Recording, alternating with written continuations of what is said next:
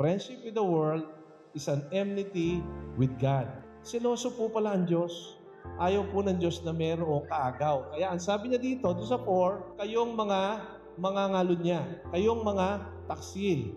Kasi ang gusto po ng Diyos, ang Espiritu daw po, may gusto, wala daw po tayong kaagaw sa ating pag-ibig. Huwag natin masyadong ibigin ang sanlibutan sapagkat ang sanlibutan ito ay temporary lamang at itong mundong ito, iiwanan natin. Kaya huwag tayong masyadong attached sa ating trabaho, sa negosyo, at maging sa ating mga hobby sa buhay na ito.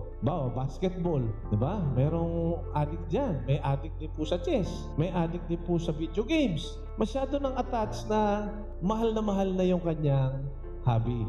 O anumang bagay sa sanlibutan, sapagkat ang sabi ng Panginoon, ang pakikipagkaibigan sa sanlibutan ay pakikipag-away sa Diyos.